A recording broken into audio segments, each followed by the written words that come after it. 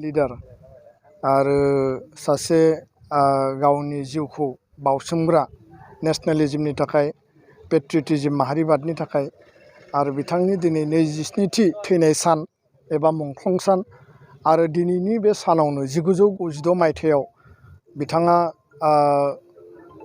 जिउ नागारनो गोनां जादोंमोन बा बिथाङा गावनि जिउखौ बाउसोमनानै माहारि सिबिनायनि आदर्शखौ दिन्थिलांदोंमोन आरो दिनै बे गोलाव समाव बिथाङा जोंनि गेजेराव गैलिया नाथाय बिथांनि जिखिनि हाबा मावलांनाय सानथौ सानस्रि बिथांनि माहारिनि फारसे जि बाउसोमनाय नेशनेलिज्मनि फारसे बिथांनि जि गाबखांनाय बेयो अराय गोथां जानानै थागोन आरो गुबुन बोसोर बायदि देग्लायबो जोङो बालिराम बर' बिथांनि जोनोम गामि बे मेम्बर बस्ति निज हरिसिंगायाव जोङो बिथांनि जि फबनाय जायगा बे गोथार थावनियाव जोङो एबसुनि फिरफिला खावसे जों बिरोबाय बिथांनि जि फबनाय थावनियाव जों बिबार बावबाय आरो लोगोसेनो बिथांनि बिमानिबो बे जायगायावनो फबनाय जायगा दं बेयाव बिबार बावबाय गोजोननि थाखाय जों फारौ बिरहोदों।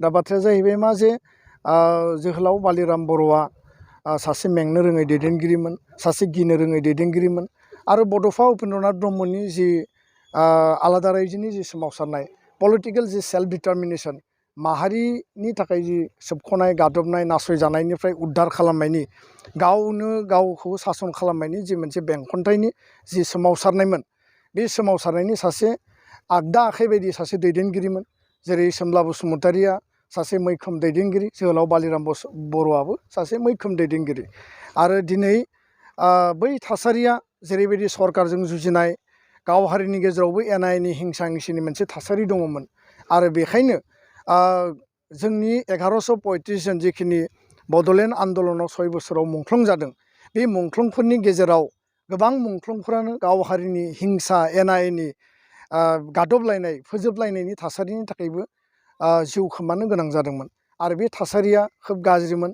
दिनै गोजोन थासारि फैबाय बुजिलायनाय गोरोबलायनाय अनलायनाय खौसेथिनि दिनै थासारि नाथाय बै समाव बे थासारिया गैयामोन। दा जाय थासारिनि थाखाय बिथाङा जिउ गारनो गोनां जाबाय गावनि जिउखौ दिनै बावनो गोनां जाबाय बे थासारिया बर' हारियाव माब्लाबाबो दाफैथों बेखौ जों समायखिरा लानानै हारि आरो समाज दानायनि थाखाय खौसे हाबा मावलांनांगोन।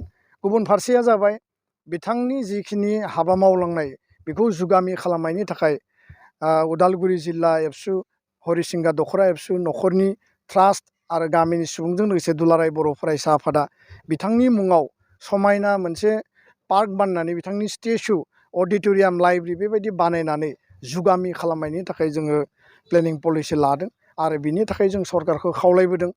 जेरैबायदि जोहोलाव सोमब्ला बसुमतारिनि थाखायबो समायना रमायना जोंनो मोनसे थावनि दङ बेखौ आरो साबना हामना साबसिन खालामनांगोन। बड'फा उपेन्द्रनाथ ब्रह्म कनकेश्वर नार्जारि बानेश्वर बसुमतारि आरो गोबां बिर जोहोलावजो दङ बिथांमोनखौ जों जेब्लाबो अरायबो जुगामि खालामनांगोन। दा बेखायनो इयुन जोलैया नेशनेल लिडारनि जारिमिनखौ मिथिनांगोन मानि थाखाय त्याग खालामदोंमोन बेखौ बुजिनांगोन आरो जुदि बेखौ जोङो सानफिनाबा जारिमिनखौ जों जुदि स्टाडि खालायाबा हारि थांना थानाया हारिनि थाखाय मावनाया आद्रा जागोन आं बेखौसो सानो आरो बेखायनो जोङो इयुननि समाव दिनै बड'लेण्ड सोमावसारनायजों जों मोनथाम सुक्ति मोनबाय BAC सुक्ति BTC सुक्ति BTR गोरोबथा बे गासैबो बिथांमोननि मावनाय बाउसोमनाय आरो दिनै इयुन जोलैया जों बिथांमोननि लामा संदाननाय हाग्रा एवस्रांनाय हारिनि थाखाय माने गावनि माने जि जातीयताबादि सिन्ताखौ लानानै जे हाबा मावनाय जों बेखौ थाबायलांदोंल' आरो बिथांमोननि जि गुरि हमनाय बेखौ जों हमनानै आवगायदों। दा बेखायनो नैबे एकर्डनि गेजेरजों मुंख्लं न'खरनो जि 201 परियालनि जि मोनसे लिस्ट फैदों 10 कौटि 5 लाख थाखा जि अनसुंथाइ होनांगौ बेखौ जाहाथे सरकारा गोख्रैनो मावनानै होयो खारन बे फैसाया सेंसन जानानै फैबाय जों मिथिनायाव आरो दाख्लै प्रिन्सिपाल सेक्रेटारि बिथांजों सावरायदों आरो गासै मुंख्लंआ रावबो जाहाथे बन्सित जाया रावबो जाहाथे थालाङा। दा बिनि फारसे जोङो दुलाराय बर' फरायसा आफादा स्ट्रिक्ट जोङो नोजोर होगोन स्टेट गभर्नमेन्ट काउन्सिल गभर्नमेन्ट जोङो सावरायगोन आरो लिस्ट भेरिफिकेसननि बेलायावबो जाहाथे जोङो बेखौ सिनसियारलि नायो बेखौसो जों खावलायबाय। बालिराम बर'नि मुङाव जिखिनि हाबा मावलांनांगौ दुलाराय बर' फरायसा आफादा बेखौ जोङो मावलांगोन आरो बे जाहाथे खुनु कारनाव माने इयुन जोलैया बेखौ मिथियालासिनो थाया बेखौ मिथिहोनायनि थाखाय जोङो रोखायै आबुङै हाबा मावलांनांगोन। आं बेखिनि बाथ्राखौनो फोरमायो। गाबोनो बड'फा उपेन्द्रनाथ ब्रह्मनि 67थि जोनोम सान आरो बे जन्म जयन्तिखौ जोङो दुलाराय बर' फरायसा आफादा थुलुंगापुरि बिथांनि जि फबनाय जायगा बेयाव जोङो बोसोरफ्रोमबो खुंबोदों आरो सारा आसाम नाङै रायजो राजाखौ माहारिनि गासैखौबो जों हांख्रायनायनि गेजेरजों माहारि आफादफोरनि बाहागो लानायनि गेजेरजों एबसुआ जोङो फरायसा सान हिसाबै खुंबोबाय थादों। आरो बे फरायसा सानखौ मर्यादा बड'फानि जि आदर्श बड'फानि माहारिनि फारसे गेरेमसा माहारि दानायनि जि मोन्थोर बेखौ जुगामि आरो बास्तबाव मावफुंनो थाखाय जोङो काउन्सिल सरकारखौ स्कुल कलेज इउनिभारसिटियाव स्टुडेन्टफोरखौ लानानै अबजार्भ खालामनांगौ होननानै जों दाबि होबोदोंमोन। बिथांमोना थांनाय बोसोरनैनिफ्राय बेखौ मावबोगासिनो दङ। प्रमद बर'नि दैदेननाय बिटिआर काउन्सिल सरकारा बे खामानिखौ मावबोदों।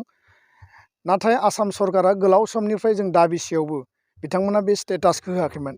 दिनै बिथांखौ रायजिक मर्यादा माने स्टेट अफ दा अनार होनानै आसाम नाङै दुलाराय बर' फरायसा आफादनि दाबि बर' माहारिनि लुबैनाय हास्थायनाय आरो जों बयनिबो मर्यादा आदर्शनि जि सुबुं बड'फाखौ दिनै बिथांमोना गाबोननि सानाव गिबि खेबनि थाखाय कलेज इउनिभारसिटियाव कुइज कम्पिटिशन डिबेट कम्पिटिशन बायदिसिना माने डिसकासन आरो मर्निं एसेम्ब्लियाव स्कुल इउनिभारसिटियाव कलेजाव बड'फानि मुसुखायाव बिबार बावनाय हाबाफारि लानानै फरायसानि रिलेटेड माखासे स्किम फोसावनानै कलाक्षेत्रआव बिथांमोना स्टेटआ हाबाफारि लादों। गासै अल अभार आसामाव बिथांमोना हाबाफारि लादों। जों बिथांमोनखौ साबायखर आरो धन्यबाद होदों।